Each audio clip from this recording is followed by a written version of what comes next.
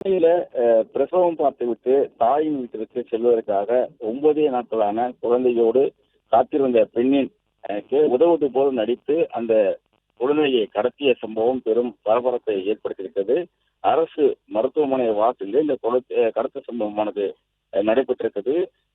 பிரபல மகப்பேறு அரசு மருத்துவமனையான ஆர்எஸ்எம் மருத்துவமனையில கடந்த சில தினங்களுக்கு முன்பாக முகலிவாக்கம் போர் பகுதியை சேர்ந்த பெண் கீதா வந்துட்டு பிரசவத்துக்கு அனுமதிக்கப்பட்டிருக்கிறார். இன்று அவர் குழந்தை பிறகு 9 நாட்களாக இருந்து 13 தேதி என்று குழந்தை பிறந்திருக்கிறது.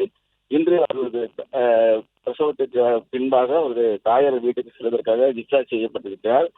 அவரது கணவர் உறவினர் ஒருவர் இறந்ததுனால அவர் கணவர்கள் உறவினர்கள் யாரும் வராத நிலையில ஆட்டோ பிடித்து அவர் வந்துட்டு வீட்டுக்கு செல்வதற்காக முயன்ற போது அங்கு 40 வயது மதிக்கத்தக்க பெண் ஒருவர் அந்த பெண்ணிற்கு உதவுவது போல நடித்து தன்னிடம் குழந்தையை கொடுத்து விட்டு ஆட்டோ தேடுமாறு கூறியிருக்கிறார். அதன்படி குழந்தையை கொடுத்து விட்டு ஆட்டோ தேடி வந்து அந்த பெண்ணை பார்த்தபோது அந்த பெண் அங்கு இல்லாமல் குழந்தையை கடத்தி சென்றிருப்பது தெரிய வந்திருக்கிறது. உடனடியாக காவல்துறைக்கு கொடுத்த தகவலின் அடிப்படையில் தற்போது மேடவாக்கம் உள்ளிட்ட பகுதிகளில் அந்த பெண்ணை தேடி போலீசார் வந்துட்டு விரைந்திருக்கிறார்கள்.